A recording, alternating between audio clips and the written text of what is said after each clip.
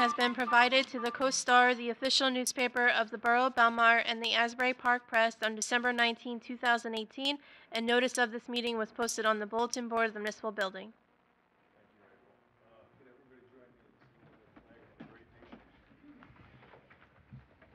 I pledge allegiance to the flag of the United States of America and to the republic for which it stands, one nation, under God, indivisible, with liberty and justice for all.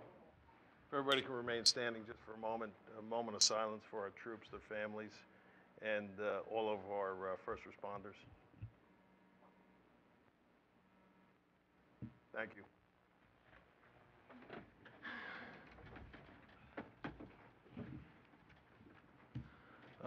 Let's see, we're going to go right in the workshop session. So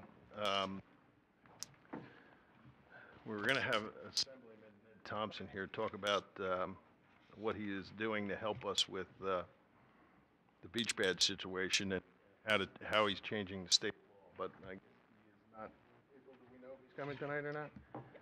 I did not hear otherwise. He was supposed to. Want to go over that now, Jim? Sure. Yeah. All right. Councilman McCracken has been, and Councilman Carvelli has been working with our to get the language cleared up for our veterans on the beach and for.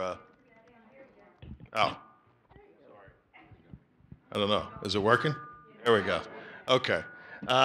Yeah, Councilman McCracken and Councilman Carvelli have working with Assemblyman Ned Thompson to get some of the language cleared up in the state law for our beach badges.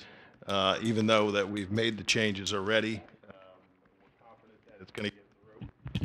He's working on it. Is he? All right. All right. Not working yet. Oh, no. You want to try this one? The battery's dead? No.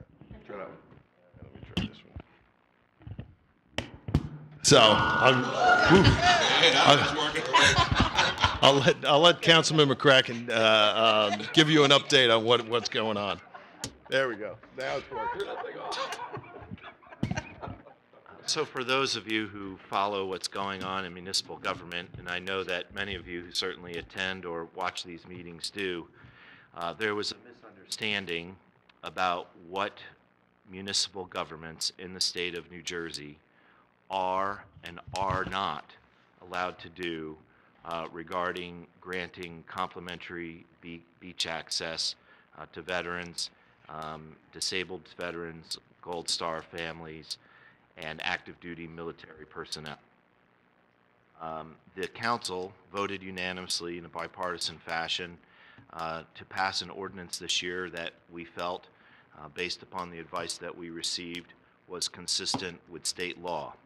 And we were very concerned about being in compliance with state law after all of the lawsuits this municipality has incurred over the past several years regarding our beach, which has cost the municipality hundreds of thousands of dollars. Certainly we want those days to end, and based on the advice that we received, we passed an ordinance that we felt was the right ordinance. Certainly there was no ill intent at all for any group to be in compliance with the state law to avoid any further lawsuits. So since that initial ordinance has passed and some more information has been learned over the summer, we believe that we have gotten all of that straightened out to recognize those who certainly deserve to be recognized. But over an abundance of caution, Councilman Carvelli and I have been working with our local elected state officials, particularly Assemblyman Ned Thompson, and I have a draft of a bill here that the Assemblyman is going to gather co-sponsors for and introduce on a statewide level to further clarify for all municipalities throughout the state of New Jersey what they can and cannot do legally in accordance with state law on a local level. So this ordinance, if passed, sorry, it's not an ordinance, this bill, if passed by the legislature and signed by the governor, clarifies very clearly that persons who have served in any of the armed forces of the United States and who are discharged or released therefore under condition other than dishonorable have the ability by the municipality to be granted free beach access. It also clarifies that the municipalities have an option to allow children between the ages of 12 and 17 to receive a reduced fee beach badge as well, which is something that, as you know, we talked about in the beginning, but we were advised that we were unable to do. So we are being very proactive in getting this situation resolved, not only here on a local level, but on a statewide level, so that no municipality moving forward in the state of New Jersey is faced with a situation where multiple attorneys are misinterpreting the statute differently. So we feel that this is the most proactive way to handle this situation.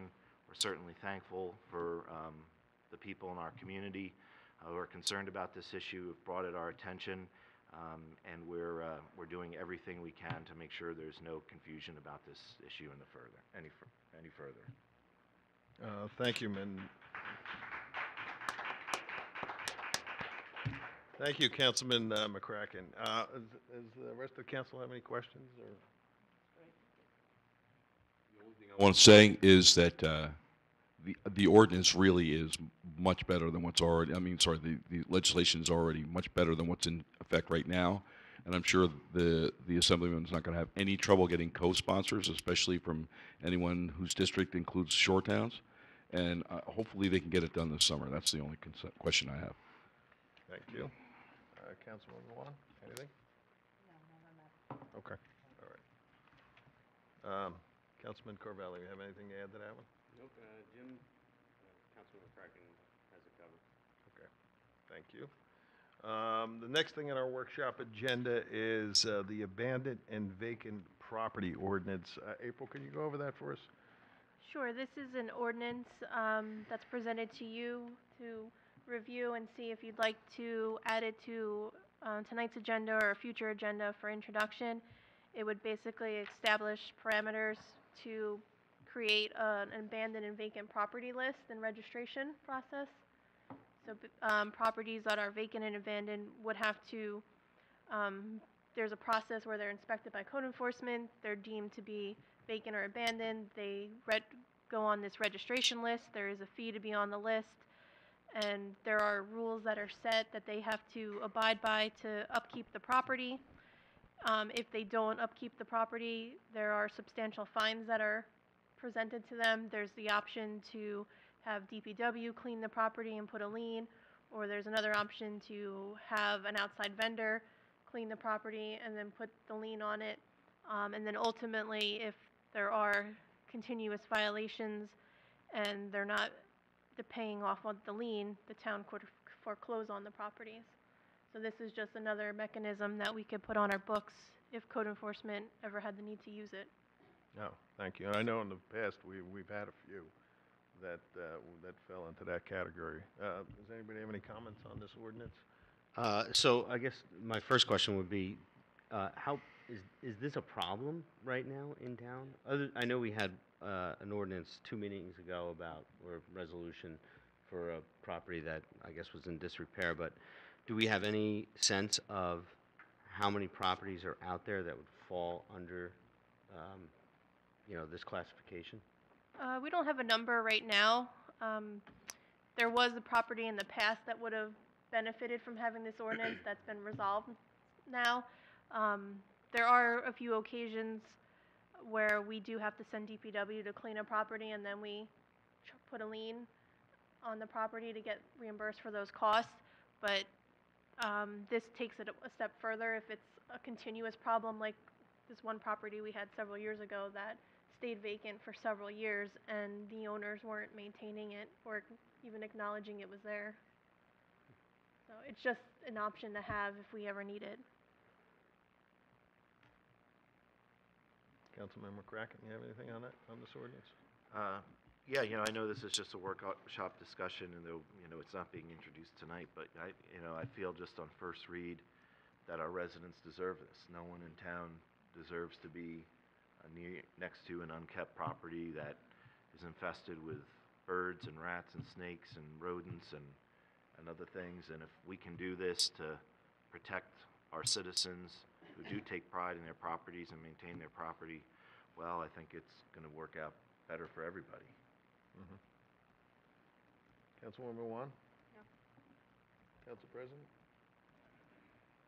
So basically, the procedure as it is now currently is more of a reactive one. If we see a property, if somebody reports it, then we move, and then we have to worry about it. So what we're talking about is something that's more proactive. My one question would be, who's responsible for registering with the town, and what happens when they don't? Code Is it- enforcement is responsible for doing the inspection to Mhm. deem it vacant or abandoned. Mm-hmm. And then the person who holds the mortgage is responsible for registering on and keeping up on the list and maintaining the property. Mr. Dasty could probably expand on that a little bit more.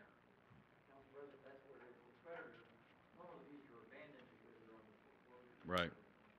So the statute allows an ordinance to provide creditors have an obligation to list that property with the town, and Mm-hmm. that puts it on our radar, and then it goes from there. Good.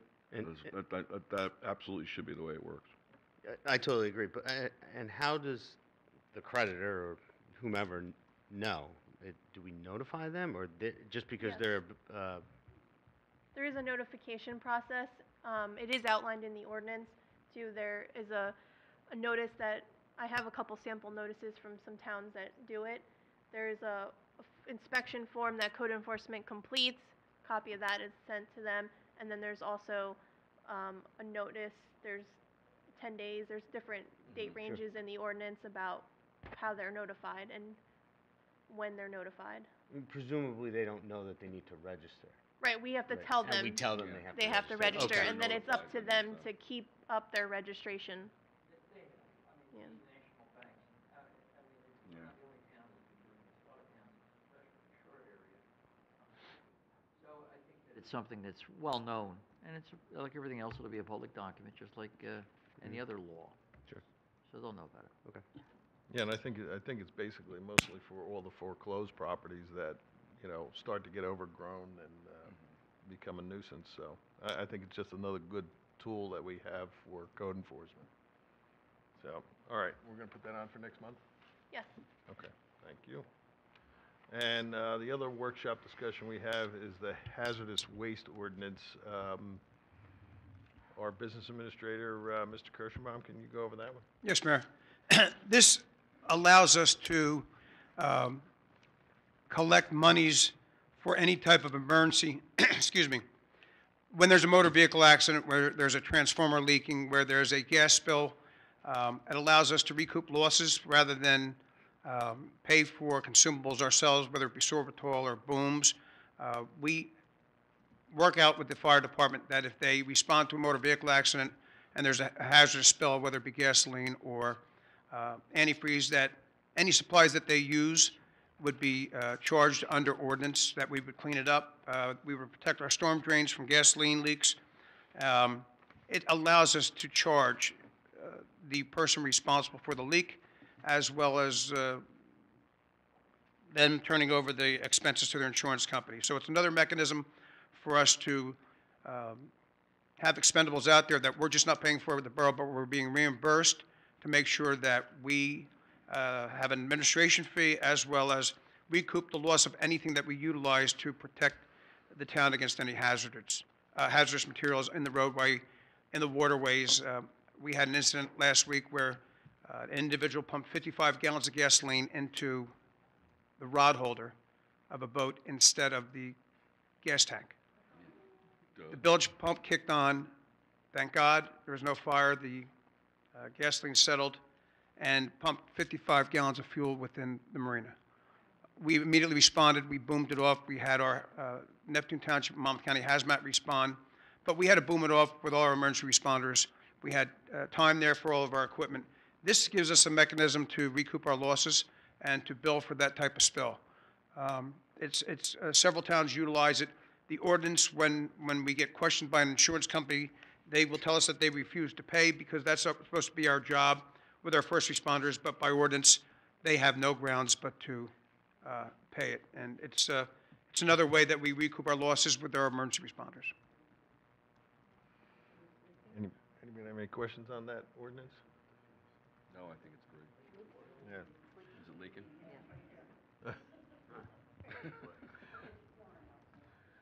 Is that leaking now?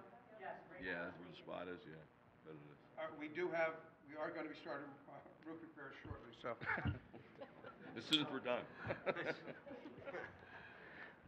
Back to that ordinance, in years past, we've never billed any of the insurance companies or tried to recoup the money, so this ordinance is going to be put in place for these things so that with all the first responders down there and all the personnel that we have and the money that it costs us, we are going to either bill the insurance company or the people that are responsible and recoup some of that money.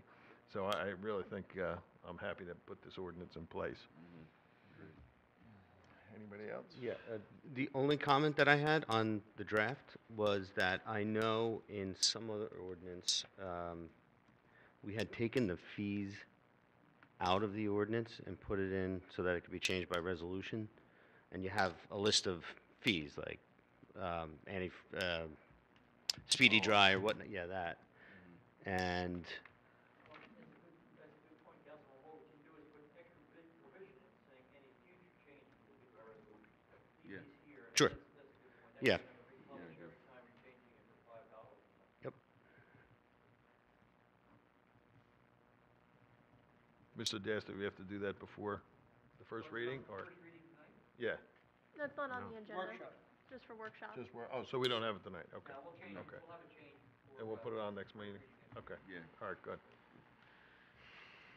All right, anybody else have anything for workshop before we move on? You guys, Jim, Tom? All right, we're gonna move on then, petitions. Anybody in the audience have a petition they want to present to council?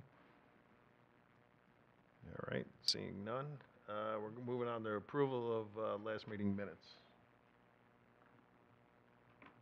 Can I have a motion to approve the minutes of the last meeting? Second. All in favor? Aye. Aye. All right, reports of council. Councilman Corvelli? Thank you. Okay, so I only have a couple of things here. The Harbor Commission meeting was last week, and we were having a discussion about our slip stats for 2019. And it sounds like it's good, but year over year, we don't really have any comparison because there's no stats from last year. But we are over 60% of total slips leased. So that sounds like it's at least better than it was last year. So we're heading in the right direction. That sounds like it leaves about 90 slips vacant, but that's a week ago, so that could have changed as well. The BBP meeting I attended, really we're just talking about the upcoming events because everything's pretty much in full swing. So we've got Belmar Cruise Nights, which starts tomorrow, and I think the rain date is the next day, so it'll be Thursday. I think it's supposed to rain. Friday night concerts are, yep, full swing every Friday between now and the end of August. And line dancing is starting July 1st and runs every Monday for 5 weeks. So that's the BBP events that are upcoming. The only other thing is Councilman McCracken and I took a beach operations tour with our beach director, Gene Corey, and we learned a lot about the logistics of running the beach and what he does on a daily basis, and also had an opportunity to meet and interact with a lot of the beach staff. Their morale is definitely good. You know, the beach was crowded and busy, and definitely a good group of people. Just an impressive operation down there. And that's it. That's all that I have for my report for this week. Thank you. Thank you. Councilman McCracken? So thank you, Councilman Carvelli, for taking half of my report. But yeah, I agree with Councilman Carvelli regarding the beach tour. I was happy to see not only this past weekend, but the weekend before, that all of our stands were up on the beach, all of our lifeguard stands, all the gates were staffed. Director Corey does not have an easy job down there with call-outs, and I know is up early in the morning making sure that all those gates are staffed, and it's not always an easy task. The weekend before, Tom and I did the tour of the beach with Director Corey. I had an opportunity to get with the lifeguard staff and take a tour of the public safety building, which was concerning. The good thing is that the structural deficiencies are being repaired. It was described to me by one of the management staff down there. When it rained, it was literally a waterfall cascading down the staircase and flowing out of the building. The sheetrock was falling off, paint was peeling, all that kind of thing. So that has all been fixed and repaired. More work to be done, but that is moving along good. But the upsetting part was that the lifeguard staff shared that they did not have input into the design of that building, and despite the fact that it's becoming structurally sound, operationally it wasn't designed with necessarily their needs in mind. The staircase is very narrow. It's not wide enough to get their equipment up and down the stairs. They are unable to store their equipment that is motorized or gas powered inside the building, because no provisions were made for that.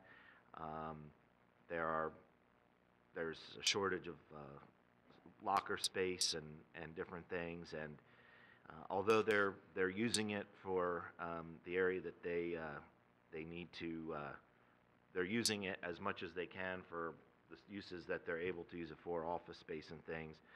They shared to me that if they had been involved with the design of it, that building would have been very different. So I think we need to, as a council, really take that advice in mind. Any project that we do, as much as the architects and engineers and all have their best vision in mind, the real success of any operation in this municipality is getting the people involved who are actually using the space. So I think we all need to keep that in mind moving forward. BBP had a pirate walk this past weekend, and Councilman Carvelli and Mayor Walsfer and I had an opportunity to walk down to that, and that brought some people in town, and there were shows, and it was that was the first time I had experienced something like that. So it was a new experience for me. But yeah, thanks again to the BBP for everything that you do to promote Belmar and bring healthy family activities in the municipality. Thank you. Councilwoman Wan. Yes, thank you, Mayor. We have not had ADA meeting. We have one coming up this Thursday. Parks and Recreation is coming.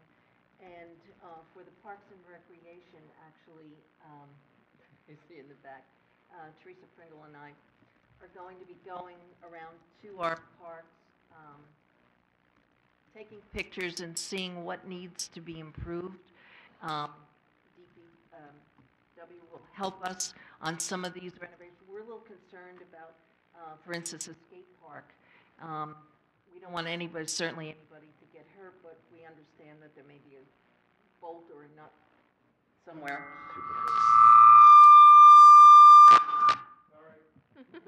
And that's a nut and a bolt that needs fixing. I think I'm loud enough. So we're going to go around and take pictures and see what needs fixing, and possibly work with some volunteers, some sponsors, and to make sure that things are safe for our families. Also, I'm going to start looking into, I'm afraid. Am I gonna light up? Thank you. We're going to start going after the um, benches. There's a waiting list for benches to be placed around town, and that's my next project is to look into those and start getting people on that waiting list to get their benches. Community policing, ready to go. We are up, running. We have a meeting tomorrow night, and we're all set. It's underway. So let's keep our fingers crossed that we have a nice summer and it's not too crazy, but people will know now where there's a problem. We have our police sergeants, we have our zone chiefs, everything's in place. So I hope it's going to be a wonderful summer. Thank you. Thank you.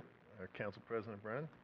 Thank you, Mr. Mayor. I have a couple of things. I attended the Environmental Commission meeting last Thursday. This is a copy of the old environmental resource inventory that was done about 10 years ago. They're in the process of updating it. This one was done with money for a professional environmental firm called EnviroTactics. This time they're going to do it themselves. Basically, I want to thank Noser Mader. He's a member of the Environmental Commission who's done most of the work on this. And I also want to thank DPW Director Campbell, because one of the last things they needed, most of the information that's going to change, it has to do with what happened after Sandy, during Sandy, and the things that were done afterwards, including flood mitigation work, things like that. So I have the information now about the pipe that goes from Silver Lake out to the inlet, which has made a huge difference as far as that goes, as far as relieving flooding concerns. I'm looking forward to seeing them do it. I don't think it's not going to look that much different, but I'm telling you, the information in this is fascinating. The history of the borough, all the things about, a lot of things about land and water, which I think are very helpful. All right, and then I have some things about famous Belmartians. Very famous. All right, I'm happy to report that Marina Mabry has her picture on the sign down by the marina at long last. Marina, for those of you who don't know, Marina is one of the member of the Mabry family. They're the basketball champions of Belmar. She was drafted. She graduated from Notre Dame, right? Notre Dame? Yeah, I think it was Notre Dame, yeah. National championship team, absolutely. And she was just selected by the Los Angeles Sparks of the WNBA. Very exciting for her. Lovely picture. But there's more. All right. Former student, Neil Sterling. Congratulations, Neil. Neil actually graduated from Belmar Elementary School with my oldest son. And I remember Neil over at our house when they were in grammar school. He was just signed by the Kansas City Chiefs. He's a football player. He was playing for the Jets. He's a wide receiver? Tight end. Tight end, right? Right. And congratulations, Neil. I know his dad is thrilled because he's a Chiefs fan. And last, but definitely not least, another former student, young Miss Jade Glab. Yeah, baby. Miss New Jersey. I'm telling you, you know what? When she won the talent competition, I was like, she's going to win. I just knew it. Totally. Good for her. And according to her mom, they still don't know where Miss America is actually going to be held. It's in January, but they are thinking of taking it from AC, from Atlantic City, to Las Vegas. Jade's mom wants it in Jersey so her family can all go, but I said, you're going to have more fun in Vegas. All right, thanks. And that's it. I'm very happy. All three, I want to thank John and Administrator Kirschenbaum for making sure these pictures got on the sign. They look great, and this is exactly how I think we should be, making sure that people know what kind of talent we have coming right out of Belmar. Thanks. That's it for me. Thank you. Yes, and I want to offer my congratulations to all three also. And have a Miss New Jersey from Belmar is really exciting, especially somebody that's going to Miss America. So, and she worked hard to get there, so I really congratulate her. our business administrator, Ed Kirschenbaum. You want to just explain what we're going to do a little bit more for all of our talent in Belmar? I've had a discussion with the Mabrys and Sterlings, and I haven't talked to the Labs yet. Excuse me. But we're working on getting jerseys and pictures to hang either in Borough Hall or in the rec area of our of Neil and of Marina and of Jade. Just recognizing them in Borough Hall as outstanding residents that rose to state and national attention. So I've been in touch with the families. We're still going to work on the Glabs. We have to talk to them. They will be given a proclamation at a later date, but we'd also like to make sure that we have their pictures that we're going to place in Borough Hall to recognize their outstanding accomplishments. So I think it's important that the town of Belmar recognize that we have people out there, state and nationally recognized. So that's what we're working on, Mayor. Thank you. The only other thing in my report is, well, I attended the Belmar Elementary School graduation last night. Of course, Council President Tom Brennan is the musical director. Did a great job with the kids. I mean, they sounded fabulous. And it was basically his last day today, so I want to congratulate him on his retirement. Thank you. And I have some numbers on the Seafood Festival. We finally got everything together. Total revenue this year was $139,722. Last year we brought in it was about $78,800. So we brought in a lot more, and then going through all the expenses, including everything, was $62,000. So we're able to realize the amount of $64,326. So not only helping the businesses by bringing it up to Main Street, it actually worked out real well for us. Thank you. And that concludes my report. So we'll move on to public session on our consent agenda. If anybody wants to come up and talk about what's on the consent agenda. All right, seeing none. We're going to make a motion to close that? Yes, a motion to close the public session? Motion. Second, Jim. All in favor? Aye. All right. Okay, I am going to recuse myself from the first portion of the consent agenda because as a professional musician, I have a business relationship with some of the licensed establishments in the borough, and I want to avoid any appearance of conflict. All right, April. Okay. In April, you're going to remove 2019-128, right? Because we can't vote on that? No, you that's can. just going to the state. We're voting It's to gonna send it to the state. Oh, we're voting Yeah. now. Right. And then you just have one little change, Pat, on Yeah, I have, 140? Yeah, I have a concern on the resolution. This is for Chefs International for the Anchor Tavern, and it has the conditions of the license, and it's a continued use of the shush patrol by the licensee from Memorial Day to Labor Day should and be continued. And I don't think it should be should, it will be continued. Not, that's a part I have. And I was gonna ask Tom, even though you recused yourself, about amplification. In a small area, okay, do you have to have amplification in a small area, you know? If it's crowded with people, You really need, Are you speaking like outside on the patio? yeah, it's outside on the patio. Yeah, absolutely. You don't need to turn it up loud, really loud. It shouldn't be bothersome to people across the street, Yeah. but for the people there, they would be able to hear you. Is that such a bad thing? I mean, if it's like background music. Well, last No, year, I'm thinking last about year, the people across the street, the you know. planning board had allowed them to go to 11, and we changed it last year to make sure it's 10 to coincide with our noise ordinance. 10 o'clock. So I don't, the police department isn't here tonight, but I don't think we had a problem with them last year once we made it 10. Okay. That's So- it, just a question on Yeah, that. And I guess I sort of have a comment on the shush patrol as well. Like, there's like no defined, like, how many shush patrol, how long do they get out there, how are they managed, things like that. Like, who defines all of that? Is that through does the police department? Yeah, the make chief that- of police makes Is the that- is that- determination.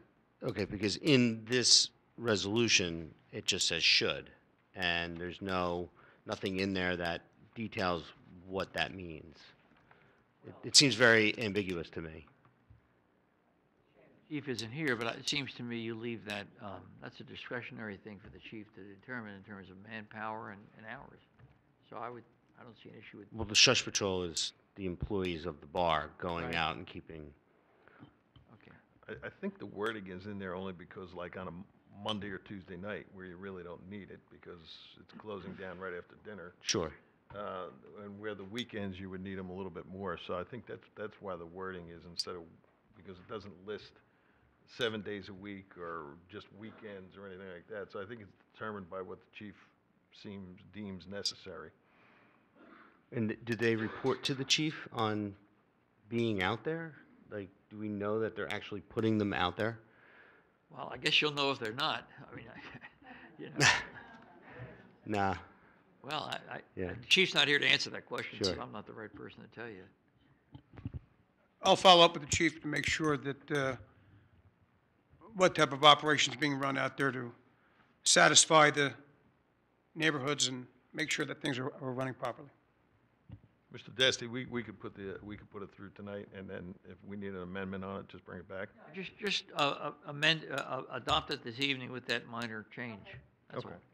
So we're changing should to shall? Yeah. Shall or will, yeah. Can I have a? Can I have a motion to adopt consent agenda 1 as amended? Can I have a second? Second. Councilwoman Juan? Yes. Mayor Walsifer? Yes. Councilman McCracken? Yes. Councilman Carvelli? Yes.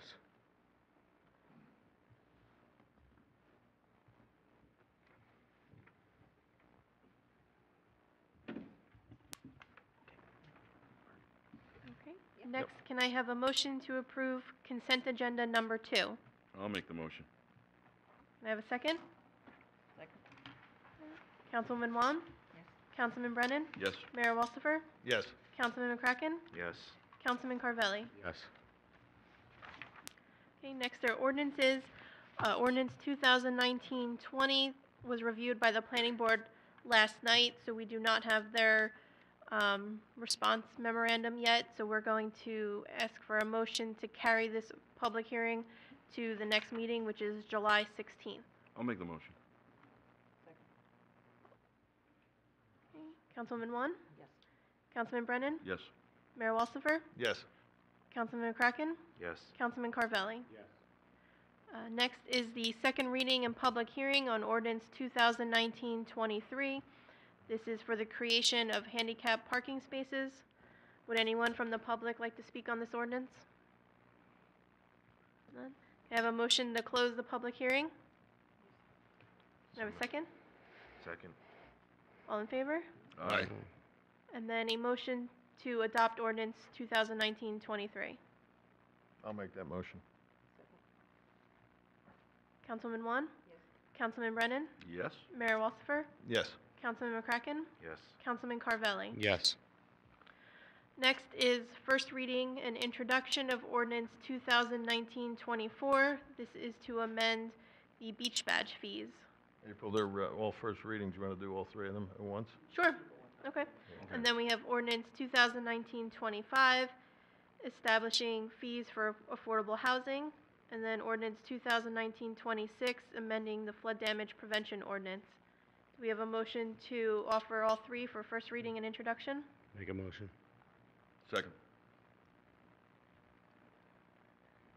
Okay, Councilman Mon, Yes. Councilman Brennan, Yes. Mayor Walsifer, Yes. Councilman McCracken, Yes. Councilman Carvelli. Yes. Next is public session. Anybody from the public? Yes. Come on up. Gerald Buckafusco, 409 Fifth Avenue.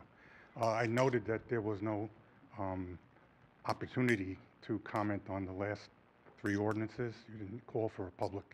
It's for Meeting. first reading and introduction. Okay, The well, public hearing will be at Public's the next next meeting. meeting. Well, I'd like to make some comments about the 1924 ordinance.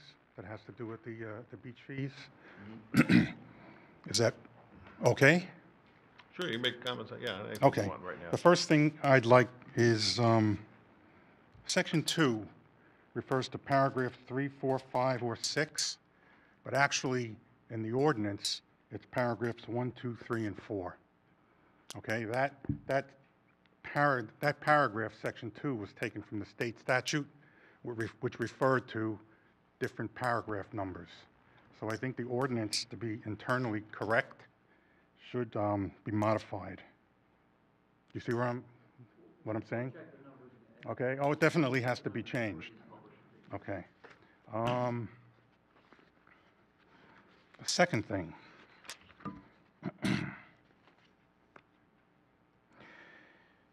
Paragraph E3, which refers to the veterans, who have been on duty or are disabled. In the state statute, it refers to, and I'll read it here.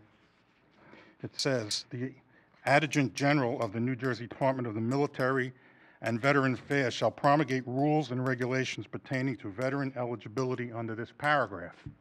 I don't see a reference to that in our ordinance, and I was wondering if the council or the attorney actually did look at the regulations. If not, I have a copy of the regulations from the Adjutant General, and if you'd like to see it, I have copies for you, if I can. Okay.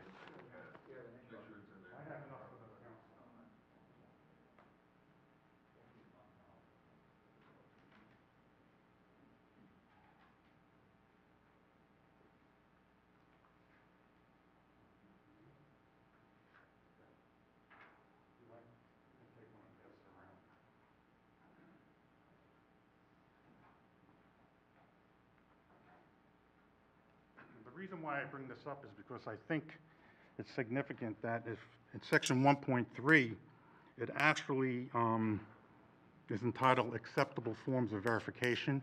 And I know at the last meeting there was some, after a comment was made, there was some issue as to what would be appropriate verification for a disabled veteran to qualify under the ordinance. And this regulation sets forth four different acceptable forms of verification. Now, I think the ordinance already covers number 1, which is the Department of Defense Form 214, and a state driver's license with veteran status designation. But the ordinance is not specific as to the other verifications. In fact, the ordinance says, which is consistent with the state statute, a state driver's license or identification card indicating that the holder is a veteran of the Armed Forces of the United States or a Gold Star family member. I think in light of, the specificity that has been given by the Adjutant General, we should include paragraphs 3 and 4, U.S. Department Veterans Affairs identification card and/or a state, county, and/or local government issued verification card. I mean, since it's part of the regulation, which refers to the statute specifically, I don't see what the damage is in including that in the ordinance. Do you accept all these here? We've already done that. Yeah. Okay. We'll add it into the ordinance, because I think we already do that. Okay. The other thing I noted from the state statute is there's a paragraph C, which refers to the municipality that provides no fees or reduced fees, according to this paragraphs, that you shall track in a manner deemed appropriate by the governing body of the municipality the number of persons who qualify under the provisions of those paragraphs. I don't see that verbiage in our ordinance. And it says shall. No, it's not. Okay? So I think that should be added. And then, obviously, you have the job of figuring out how you're going to track that. But, okay. Okay. Already has it all, has a form, there's a way that we do it when the identification is issued, and a badge is given to the veterans. Okay, but I just think that since it's already in the state ordinance, I don't know why it wasn't included we're copying everything else from the state ordinance into the state statute into the ordinance, why that paragraph was left out. So I think that should be included. And something which I think Councilman McCracken might have been referring to, and this is just a thing that I observed, is that the statute that pertains to veterans, the paragraph in the state statute and in our ordinance does not refer to free access for spouses and children. Okay, and I think that that's something that, you talked at the last meeting about talking to our legislators about changing that. I think that absolutely should be changed to be consistent with the paragraph that refers to active military personnel. Because the way it's written right now, only the veteran or disabled veteran gets onto the beach. So I would encourage people to either contact their legislators and request that be changed. Okay, that's in draft form, so we can take a look at that. Okay. All right, thank you. And I Coming up, wish we want to get you this guys right. would invest in a podium. Because some of us do have papers. Okay, anyone else? Yes, Trina.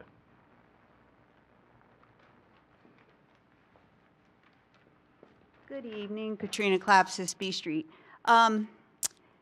Somewhere on the website, please forgive me the website stories, but we were taking bids on some engineering. I don't know what the engineering was for. And then that was removed. We're no longer accepting bids. Can you tell us a little bit about what that entailed, what that was about? I can tell you, but I'll let our business administrator handle that because he can go into great Okay. detail over that. Great. It goes back to the project that was started a few years ago, the Lake Como storm drain project. Okay. As you know, that we reported earlier this year that a year or two ago, I think in 17, even after the project was awarded and the bid and the grant was received, Right. the administration in 17 was told that we're not going to get reimbursed for the engineering costs because the prior administration did not advertise for the engineers correctly. So there's still work to be done to finish the project, and we still need an engineer to finish the project. So we had discussions and we had meetings with the DEP back on May 1st, actually, and they indicated to us that you can go out for an engineer to what we call close out the project. But you have to do it this way, X, Y, and Z. And you have to do it correctly, which was not done correctly when the project was awarded. Right. So that's what we were doing. So the day that it got advertised, we were called by the DEP and said, oh, you know what? We want to change the way you want to do. Then what we were doing was already approved by them before it was published in the paper by the borough clerk. We went over it with them. They made some recommendation changes. We changed it, published. Everybody's ready to go. Literally the day it was published in the paper, and we sent out proposals for 20 engineering firms. We were contacted by the DEP and says, you know what? We thought about this. We think we got to do it a different way. So that's the reason. And if you do it the way we told you to do it, we're not going to pay you. And if I could add to that, Mr. Dasty, Oh, boy. it was a couple of situations. The Attorney General's office was contacted, and they gave us direction. They gave our attorney direction. After that was completed, the Attorney General's office, DEP saw what the Attorney General's office gave us, and then said, no, we don't agree with this. So it was back and forth with DEP and the Attorney General's office. They stopped it. We pulled back the reins, and we had to start all over again, which we're still in the process of trying to get through that. Okay, so.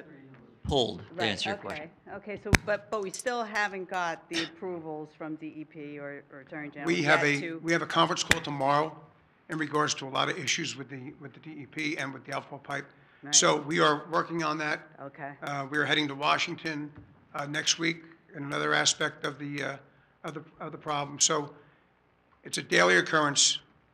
We're trying to do things the right way based on what the DEP wants, what the Attorney General's office wants, based on what happened in the past. okay, So we are cautiously moving forward at their direction. okay, great. Thank you. Thanks for the information. Thank you.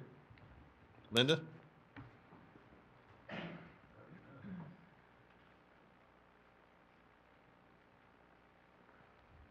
Good evening. Linda Sharkus, 4th Avenue. I'm very excited about the community policing coming on board. I'm pleased to say in the 400 block of 10th Avenue, Animal House had no noise to speak of. So before you even got started, somebody got the word. But one of the things, since I wasn't listening to house noise, there was a lot of noise coming from bands in town. And I was wondering if you could tell us what the noise acceptable time for closure or for stopping the noise, and what do you deem unacceptable when it comes to the bars having bands? And because I know for parties it needs to end at 10. What's our standard here in town for? Well, it would be the same as our noise ordinance. So if it's heard over the property line before 10 o'clock, the police department needs a complainant. So if somebody calls up and says, listen, the music's way too loud, whether it's at a bar, house party, or anything, the police have to go down there and have to make a determination. And you have the right to sign a complaint if they determine that it's not rising to the level of a complaint by the police department. So, but other issues that we have is we can only control our town. So we have outdoor bars that are in other towns, and when the wind's blowing right, we can't control them. So that's some of the problem that we have. But most times, if you know, the noise ordinance is the same for the bars or for residents. So it's not midnight, because it seemed to stop at midnight, but that's why I was wondering if there's two different standards. In all of our liquor license establishments, any of the outdoor music has to stop by 10 o'clock. Okay, thank you. You're welcome. Anyone else? Yes.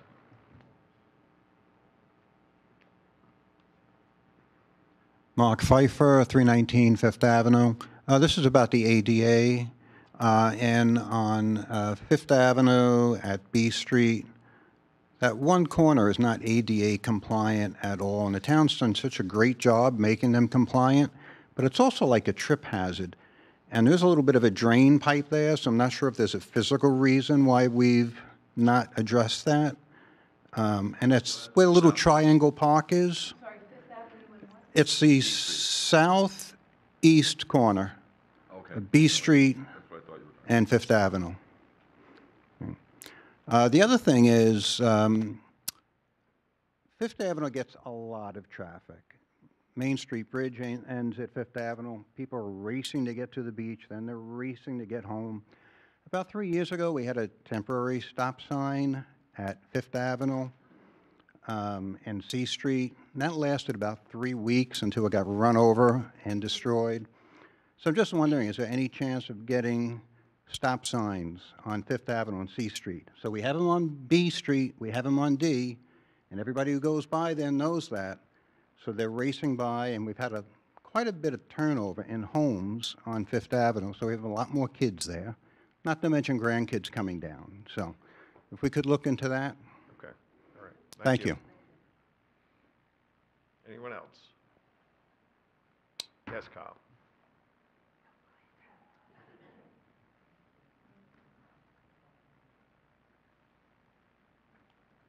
It's too high. I feel like I went, it's too high. I'm ready to dive over here. Thank you, Marshall.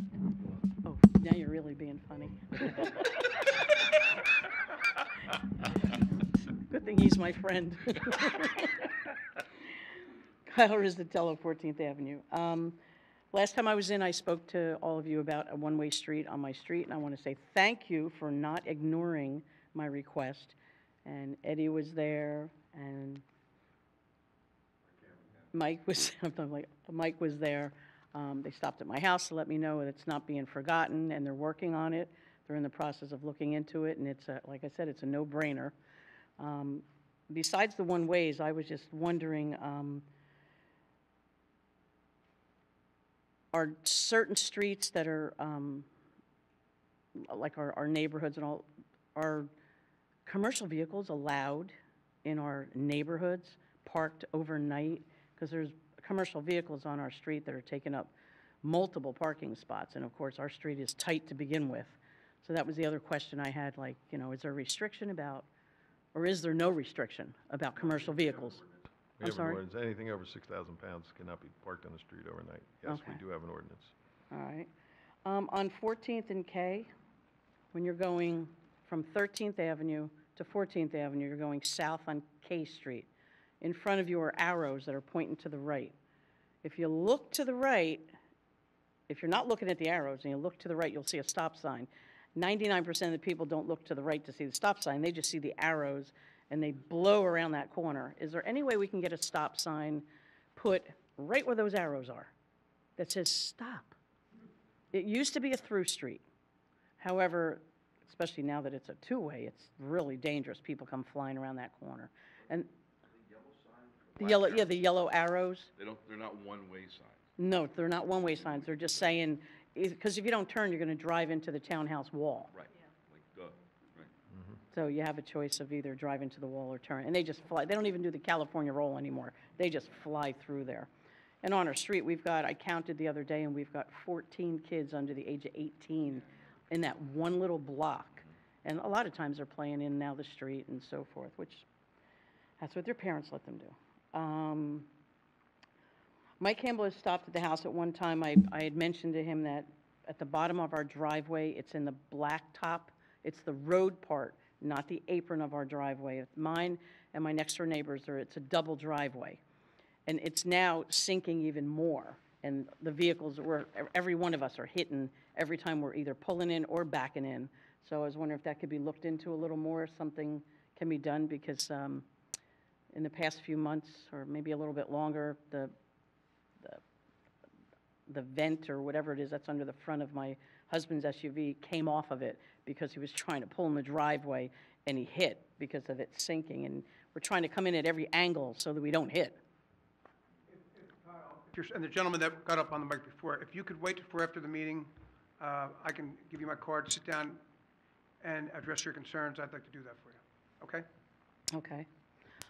The neighbor that lives next door to me asked me, she didn't know she's working this evening, so she just asked me to ask.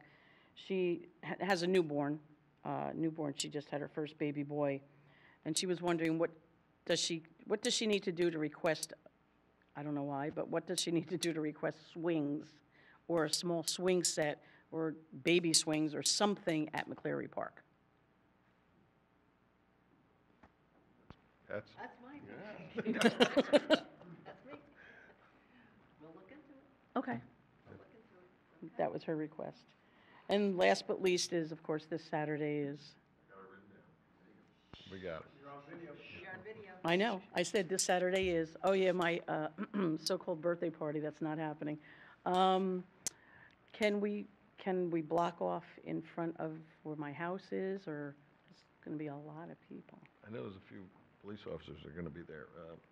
We'll ask the chief. Okay. Yeah, All right. okay, 2:45 is when it's going to start, not 3 o'clock. okay. Okay. 2:45. We'll be there early. Okay. Get there early. Thank All you. right. Thanks.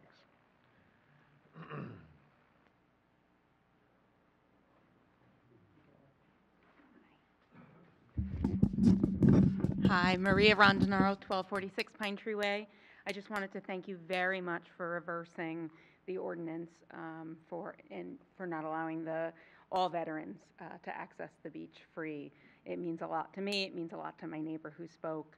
And I'd like to, now that you're in the process of helping draft a bill on, for new state statute, I'd really love it if we could advocate, like the other gentleman said, for the families, the dependents of the military, and also for our first responders, as they work so hard. And the stats for them in their stress as well is about just as high as military.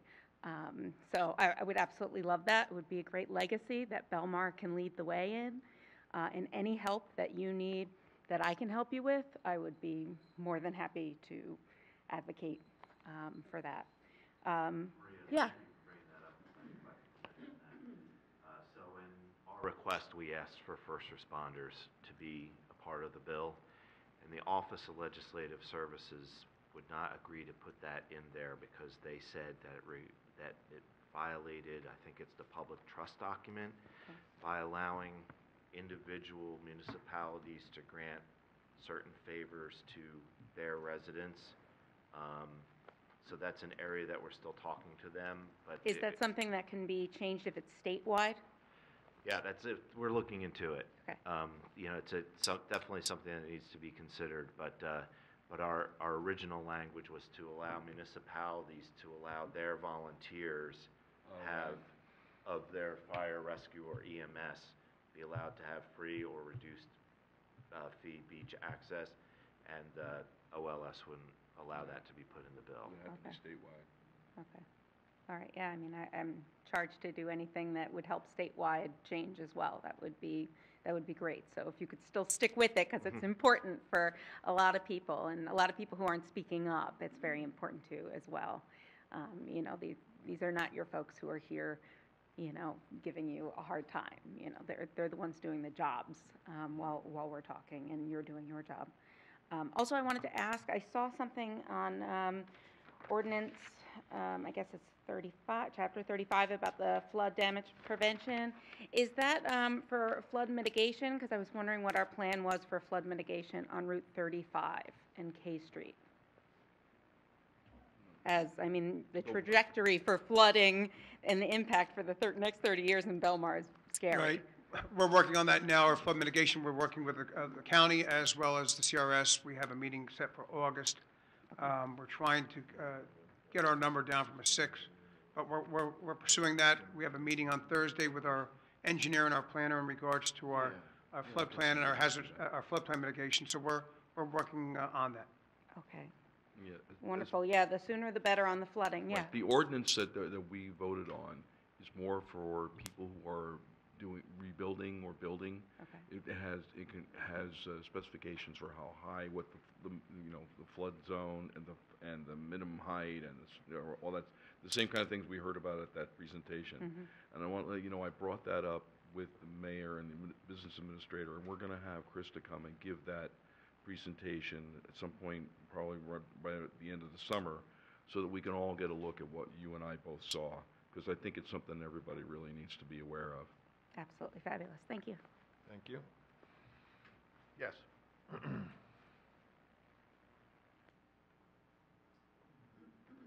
Angela Pfeiffer, 319 Fifth Avenue. Wondering if there's any updates on the budget. I know it's a subject that's near and dear to all of our hearts. The last couple of meetings, you know, we kind of bit the bullet. We understand what went on. We don't need to rehash all of that. But there were several suggestions made, and there were several comments made. Councilman McCracken, I know you said that you were looking at some things. And my understanding was that we needed to pass the budget by a certain deadline, but that didn't mean that we had to spend that money, and that some things were going to be looked at. I'm just wondering if we've made any progress in lowering some of the expenses that were projected. Yeah, we're looking at it every day, and every single day, because we're trying to figure out where we could save and things that we could change. We're even looking at the movies on the beach because all of a sudden we realize the screen is broken. So it's $17,000 for a new screen, and how do we stop the movies on the beach? But by the time you figure out the cost, the overtime of everybody setting up the movies on the beach, it almost comes up to, what was it, $19,000? I can tell you what it is exactly. Between the fee for the movies, DPW and police, it cost us $16,131.81 for 8 movies in the summertime. The screen is in ill repair. We don't know if it's going to last. That's $17,749. Plus the audio shot, that's another $2,000. So in order to save taxpayers money, movies on the beach, although we want to do that, it was posted online. It was posted in the paper. Prior to my allowing it to go out, I talked to the staff. One of the individuals said, well, we've always done this that way. One of the problems is always doing that. And when I looked at the budget, there was nothing in the budget for $16,000 worth of 8 movies on the beach that we would have to find that money somewhere. So I've spoken to the mayor and council. It's tough to sell $16,000 without the movie screen costing another $17,000. So in order to do it properly, it's over $30,000. do we want to spend $30,000 for 8 movies on the beach? We know it's things that's been done in the past, but we're trying to cut as many things that we can to be able to budget things properly. And that's what we're going through on a daily basis. So we were Right. looking into it, but. And I appreciate that, and I'm sure we do too, but you mentioned overtime, and I'm wondering, Okay. you know, whenever we talked about salaries, Mayor, and one of the things that you said is we're contractually obligated, and we have the police department, and, you know, and I get that, but we're not contractually obligated for overtime. Well, that's one of the big things we're looking at. Yeah, we're. Everything there. that costs us overtime, we are really seriously taking a look at. And it's the same thing with what just happened down the marina with the 55 gallons going into the river. We're going after somebody to get all that money back. There was a lot of personnel there. There was a lot of personnel on overtime. That is the kind of things that we're trying to do to recoup that money. We are going to recoup that money Right. from either the insurance company or from the boat owner. You know, 'cause we didn't create that problem, and Right. So- And the residents didn't create the problems from the last 7 years. So correct. we kind of went through 7 years, and those of us that have been at the meetings a lot knew that there was no way we couldn't have any increases for 7 years, okay? So when the new administration came in and you talked about an increase, I think we all kind of took it pretty well. But 21%, you know, even if it had gone up 2% a year for 7 years, would have been about 14%. I took a look at Manasquan's budget. Manasquan's budget, similar sized town, beach town, they have bars. Their budget's $11 million. Our budget is over 16. They don't have 36 million in debt that we have to deal with. 36 million. I get it, but Yeah. but we don't have $5 million going to debt service. No, So what I'm wondering is, you know, our budget went up 8.5%. If it had just gone down 5%, that would have saved us $2 million. It went up 1.3 instead of going down 700,000. That's $2 million. You know, a million here, a million there. Before you know, it begins to add up. So, you know, we're willing, as a resident, I'm willing to take a hit. But I think the pain needs to be shared a little bit. You know, I think there's got to be. Things every day, and I don't know, can we talk about now what just came down and hit us? Yeah, I mean, it's, I mean, we The just hits got hit keep with a bill coming. for 125,000 from. The hits keep coming for the taxpayers in Belmar. The borough clerk and I received, if I could, Mayor. Yeah, go ahead. An order from the appellate division. You might recall, a few years ago, there was litigation involving the pay-to-play ordinance, for lack of better characterization. Okay. There was a taxpayer suit as a result of that ordinance. There was a petition against the ordinance. I don't know all the history, but it resulted in litigation from property owners against the town because of that pay-to-play ordinance. The case went to court in Freehold. Freehold held in favor of the taxpayers.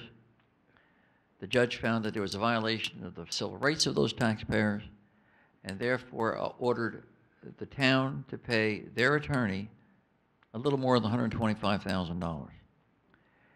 That was appealed by prior counsel for the borough to the appellate division, and the borough clerk and I received a letter on Friday from that law firm saying they lost at the appellate division. So the borough taxpayers owe another $135,000 attorney's fees to that successful plaintiff. That's not reimbursable by insurance company. That's real money. That's your money. So that's another hit. You talk about changing the budget and looking at the budget every day. It seems like every week, I don't want to speak for the mayor and council or the administrator, every week we're getting hit in the head with something, and this is the newest one. Right, but Counselor, you're making my point. If there's expenditures that we don't even know about, we need to get a handle on the expenditures that we do know about. We got into this mess because of out-of-control spending. We can't get out of it by raising taxes and more out-of-control spending, or we need to get a handle on it. I agree that we need to set some money aside for stuff that's going to come out of the woodwork, but for that very reason, we need to cut some of the expenses that we do know that we have. I think everybody's got to share in the pain. I mean, you know. Well, we We had a retirement that was about $100,000 that we did not replace. But then Okay. when we get things like this, that we're trying to look at everything, and then we get hit with something like this that we didn't know was coming, I mean, that's what's eating it Yeah. all up. But we're trying everything. We're looking at the police department, DPW, everywhere. Really, our business administrator is like every 3 days wanting to know who's on overtime, where it is, and trying to cut that back. Yeah. We also have to realize that on a sunny weekend, we get 100,000 people in this town. Beach cleanup and everything that we have to do to control 100,000 people. Right, and You know. every shore town kind of faces that. And I, Yeah. you know, one of And the things I that- would love to come out to the public and say, guess what? We're going to lay off 3 cops to save money, but then we can't put one special on. So we put almost 70 specials on for Right. the summer. So we can't, you know, if we did that, then and Right. people had to wait 25, 30 minutes for a police officer to But come. our situation is not unique, you know, Yeah. whether it's, you know, Seagirt or Manasquan or Seaside Heights or Point Pleasant, all the shore towns are kind of dealing. So I have to believe the mayors talk to each other, and there's got to be some ways, you know, to figure this out. And one of the things that you did, Mayor, which I thought was great, was you said, I'm not going to kick the can down the road anymore. And as a taxpayer, as a resident, I appreciate that. I appreciate that we're taking this on, but I just don't want to get complacent and say, okay, we passed that 21% increase, you know, because there's more stuff. I think this might just be the tip of the iceberg. There could be more stuff. Well, there could be more stuff coming. It is definitely the tip of the iceberg. I can tell you that I am so despised by the department heads because I question them every day on any overtime Good. issues. Listen, I'm telling you right now, I'm a Belmar guy. I grew up in Belmar. I have a lot of friends in this town. My job is to make sure that we do cut our spending. I look at everything, every overtime, Okay. everything that's being. Nobody can buy anything unless we allow it to happen. At the end of the day, the problem is this town. I reported on McCleary Park tonight in regards to a grant that was never followed through on, which I'll have a report once we close that out. But at the end of the day, we are just in such our infrastructure. They never had a capital budget here. You feel the air in here now? Guess what? We have air conditioning now because we had no heat and air conditioning for years. They threw a Band-Aid on it. We had no capital budget, no infrastructure, no way to make sure that we would continue as a town. We feel your pain. This mayor and council, if they could, would do anything they can. They didn't want to raise taxes here. We were dealt this, and I know you're hard, and we can't kick the can down the road. But I give you the council's word and my word. I check every single day of what overtime. We cut every event from Memorial Day to Labor Day because they were paying overtime, but everybody was getting a free ride. It was there for, I don't know what purpose it was there for. We have enough to showcase in this town. We don't need events to close the town down.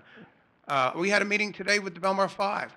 We want volunteers. We're not going to pay overtime to support that situation. We're looking at the St. Patrick's Day Parade. We're looking at that. We're looking at everything that comes in this town to cut costs. They called me Darth Vader today because I'm just questioning all their overtime. Well, but unfortunately, somebody has to play that role And because I relish it it. didn't exist for 7 years. Right. And my concern is the longer we let it go, and I know you're not letting it go, and I appreciate that. And again, as a taxpayer, you know, I'm willing to pay my fair share, but you know, it's a tough hit, and again, the pain needs to be spread, I think, a little bit. The pain is spread. Do you know that the department heads in this town never knew what their budget was? Never knew what their budget was, never knew what they could spend. There was no capital budget. They never knew what they had. So they never knew every year if they were over budget or under budget. They were told what they could spend. This is the sad reality of what we're facing. I face this every day. I want this. Listen, I relish this. I want to make sure we fix it. The mayor wants to fix it. So we are working our best not to kick the can down the road, to make the cuts. We go from a staff of 75 people to 472 people to man the beach. When there's rain out there, we send everybody home. We don't want to pay people if we're not making money on the beach. There's certain things that we do every single day to make sure that taxpayers are covered. We're doing that. I know you're tired of hearing it. We're here 6 months, but we're working it. We're not kicking the can down the road any further. No, Can I just a couple of things to think about since this administration has taken over. First week in January, they were told that there's 500,000 and change that they've already paid to the prior engineer that they expected to get reimbursed. DEP says you're not getting that back. It's already spent. You're not getting it back. We now owe about, not quite $300,000 in attorney's fees from the 2 lawsuits. That doesn't count the $450 an hour you're paying the 2 law firms that lost the case for you.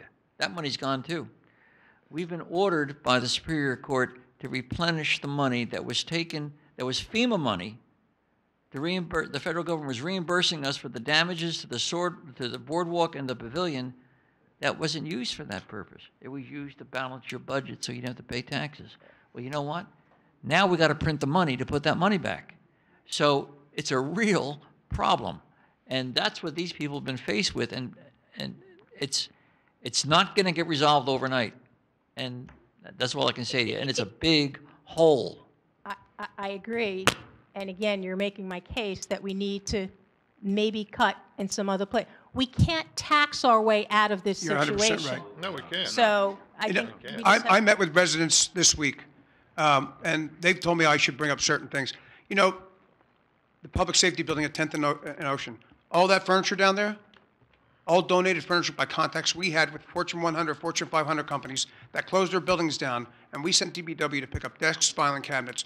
Majority of this furniture now in this borough is stuff from Fortune 500, Fortune 100 companies that closed down because of the contacts that we have. We get a call, we send DPW, it costs us just manpower and the gasoline in the truck, and we pick up the furniture, and we're recycling furniture. We're not paying for any furniture, or very few pieces of furniture in this borough. We're looking at every way that we can to save the taxpayers' money and be functional as a borough. So we're working on it. You know, I agree with you. The people in New Jersey are overtaxed, and it's crazy. And, you know, you just heard the direction that the business administrator got from the council, but we're taking very conservative steps to have the library operate independently, not replace staff when they leave. Ask every department head to streamline their operations, cut where they can cut, be responsible for their budget, submit budgets that are responsible, that meet the needs of the resident, that don't jeopardize public safety or public services, but don't operate like governments have a tendency to have the reputation of operating for. Ask for everything you want, throw it on the wall, and then get what you can. We're directing people, submit a responsible plan that meets the needs of our residents. That includes staff, and that includes expenditures. You know, Mark, the mayor mentioned we didn't replace, you know, someone who's a very senior person in Department of Public Works. We're exploring shared services with other communities to save money on other services that we provide to the town. We're doing all these things. You know, we were faced with a situation where there was this huge deficit, and we were only here for 4 months. So I can assure you that, and you just heard it from the business administrator himself, any out-of-control spending in this town has stopped. And we are not going to tax and spend our way out of any situation, because that doesn't do anybody the justice that they deserve for living in this town. I appreciate that. And I think we know that you folks did inherit a bit of a mess. You know, perhaps maybe you can keep some of those things that you just shared, you know, maybe it'll make us feel a little bit better as we're writing out that check for our, you know, property taxes, which are now capped at $10,000 with our deduction, so we've even lost that. So, you know, we're taking a hit, you know, here in New Jersey, obviously. But I think if we know that at least there's some other thing, you know, there's got to be some compromise. And I think if we can see that, it will help and maybe kind of get us on the right, I mean, I think we are on the right track, but kind of continue. Thank you. Thank you. Thank you. Yes. Gerald Buccafusco, 409 Fifth Avenue. I have one question, though. What I'm hearing here is how bad everything was in January when you guys took over, right? It was a mess, right? Mr. Dasty just talked about all the money that, you know, was supposed to be paid, that wasn't paid, and that we were responsible for. Why did the budget go up? How could you responsibly increase spending with all of those problems? How? How? How could you increase our budget, increase spending? You're spending more this year in the budget than you did last year. Well, we The really town, did, right? we really didn't, because Oh, the don't give me number. that, we really didn't. The number that they started with to keep taxes lower, they No, I don't wanna took talk the money. about- I wanna But talk you about have to the hear what he budget. has to say, because it shows you the smoke and mirror game that everybody played. If you listen to the mayor, because we had the auditor Did here. salaries go up? Did non-managerial salaries go up in the budget? Did you put in money for that? They're all contractual. They were all signed. Every salary increase? Every single So one no manager was is going to get, no non-union person is going to get a salary increase. they were all signed before we got And here. answer my question, in 2019, will any non-union person that works for this town get a salary increase? Not unless they were under contract. I'm saying if they're not under contract. We don't have anybody that's not in a contract. Everybody has a Everyone contract. is under contract? Everybody's under The contract. business administrator is under contract? Yes. A union contract? Union No, not a contract. union, I'm under contract, yes. Yeah, I'm talking about unionized contract. A raise, it's whatever the No, contract says. my question is, do the non-unionized contracts get a raise? I don't think any of them did. Will they? In 2019? 19, yes. No, because all the contracts are signed for 19. All of them are And there are done. raises built in to those contracts. Not for 19. So no non-union person will get a raise in 2019. No. Okay, I'm holding you to that. Okay? Okay, thank you. Thank you. Yes, Tom. Again, I wasn't gonna say anything tonight, but this nice lady brought it up again. Let's beat this horse a little more. Now, okay, all contracts, ironclad contracts, can't be broken. Well, you can break anything, but we just had an administration that broke every road known to mankind for 7 years, right? So, things can be broken. But anyway, they're contracts. Now, what you can do is have layoffs. Start with 10% across the board. Things are tough. The town, a layoff is a layoff, and that kills the contract. The contract's over for a layoff. A town-wide 10%. Things are tough. Here's one that just came into my mind. Turn off that dumb sign on Route 35. They're not giving us the electricity for nothing. There it is right there. There's a savings. Whatever it is, $35 a month, we'll take it. Do what you have to do. You must cut, like the lady said, a sign of good faith to the taxpayer. That's what we need. We don't believe we're getting it. 10%, start with that, see what it does. Then if it's not enough, you go another for, we're getting rid of, you mentioned, if you get rid of a police officer, what is it, you gotta get rid of 7 guys down there? 70. 7? 7D. For one police officer, you gotta get rid of 70 guys that work We're on the. not allowed to put on any summer help. No summer help. We're unique. We have a unique town because we have to use so much summer help. Other towns could do that. They could get away with laying off a police officer. Here, we lay off one, we lose 70 people. So In the beach. throughout the whole town. Throughout the whole town, we use Well, special that would twos be and 10 patrol. That would be 10% more or less, right? 10% of our police force? No. If you lay off one police officer, just one, and that means you have to lay off 70 people in all departments? No. Just in the police department. You We cannot are use. not We don't allowed have to 70 use any police summer officers, help. do we? Excuse me? We don't have 70, do we? In the police department, we have 25 regular. Okay. And we have 70 summer help. So if you get rid of one regular police officer, you have to get rid of all the summer policemen? Yes, they cannot work. It happened in Got- Manasquan in 1989. They laid off 3 police officers. They were not allowed to use special officers. The town went crazy. Okay, well, 3/4 of the people are already crazy anyway, so what the hell's the difference? Now, All right. Wait until the season is over and then do it. But do it. Okay. That's a suggestion. Move on that stupid sign. Can you do that? Okay, so I want to Can you comment on do the sign. that? Can The I- stupid sign down on 35 that blinks on How and much? off all day and So, all night long. wait, can we comment on the sign for a second? Okay, Because let's we talk are about the now sign. renting ads on the sign, okay? So we are going to make money on that. How much?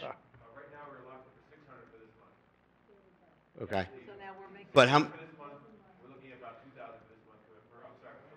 So these are the sorts of things How long like. have we had the sign? What does that matter? You just told us. All right, how long has the sign been there? Does anybody know? Okay. 6 years. 6 years.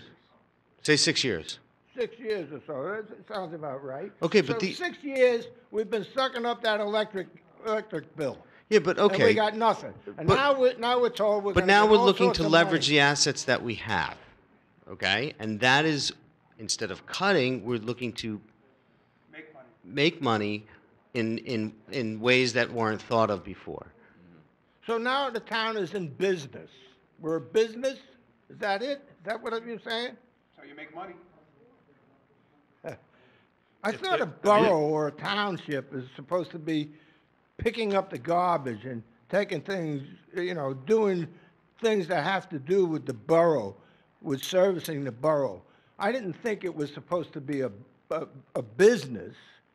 It's not a business. It's supposed to be doing shoveling snow and mowing the lawns, the municipal lawns and things like that. We're not supposed to be branching out. Yes, into but we all these need other the people things. that we have currently hired, right, to do all of that.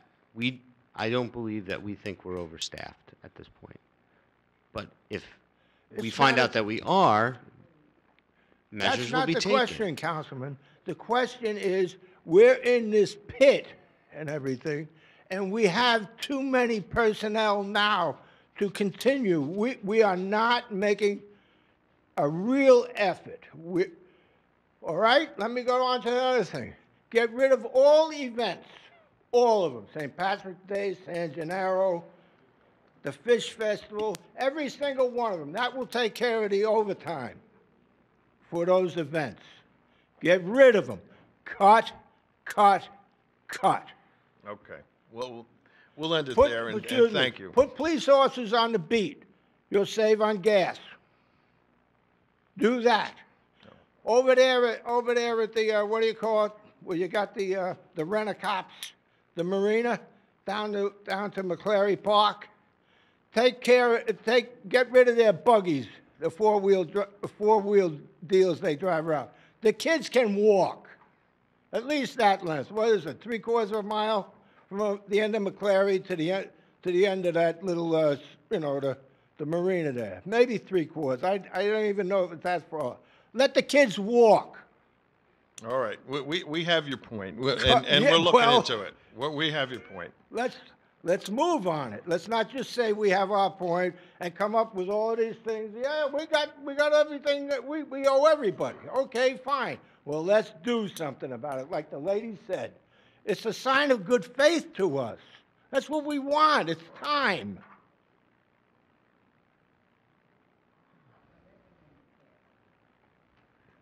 Yes, John. I'm John Carvelli, 606 16th. I've only been in this town for 5 years.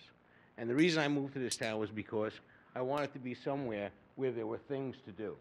And to cut everything right now is the worst thing you can possibly do.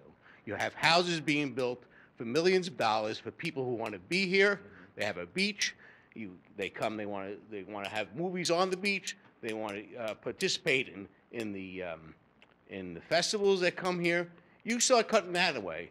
Those people that are buying those $1 million houses that are going to pay your taxes are not going to come here anymore. And that, in counter to what anybody else thinks, I think it's a small price to pay to solve your problem that you've had for so many years.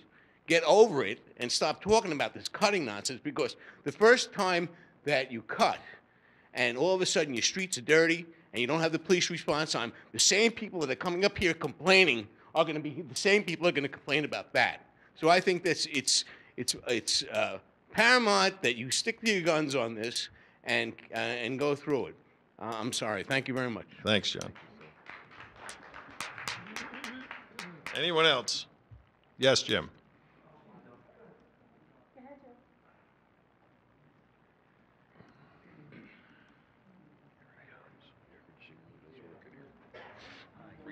Jim Bean, 612 16th Avenue. I believe Robin was making 90,000.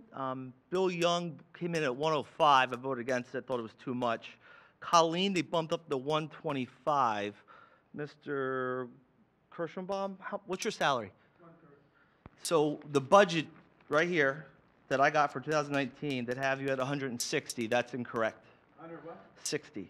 You're getting, right here, administrative salaries, 85,000.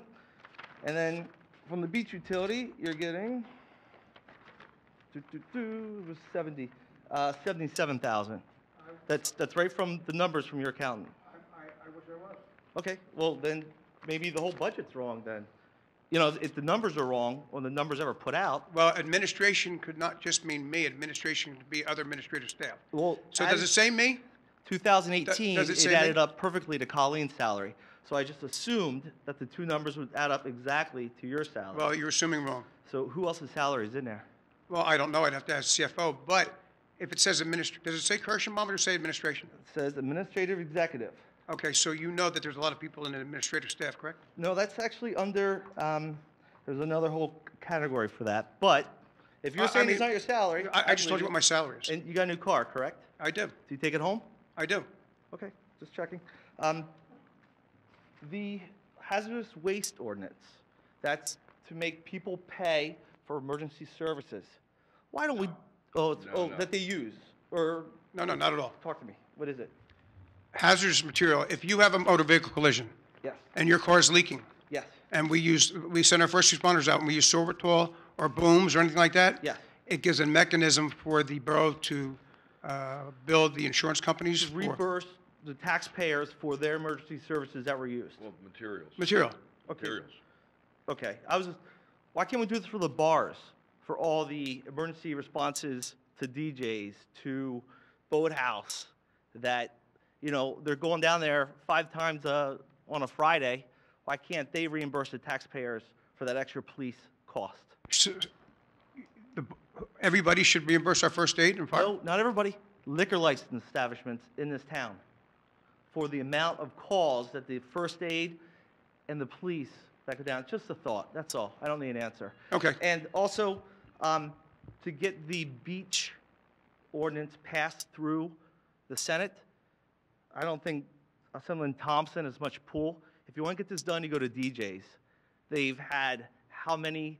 They gave so much money, $100,000 to all the state senators and assemblymen. If you want to get this done, call up DJs, tell them to talk to their people. I'm sure it'll get passed right away. Thank you. Anyone else? All right, seeing none, we have to go to an executive session for a couple personnel matters. Yep, Go ahead. can I have a motion to close the public session? Motion. All in favor? Aye. All right, next we have a resolution authorizing executive session, whereas Section 8 of the Open Public Meetings Act, Chapter 231, permits the exclusion of the public from a meeting in certain circumstances, and whereas there was adequate notice to the public of this meeting, and whereas the Borough Council is of the opinion that such circumstances presently exist, now therefore be it resolved by the Borough Council as follows: the public shall be excluded from discussion and action upon the hereinafter specified subject matter. The general nature of the subject matter to be discussed is pending litigation and personnel matters.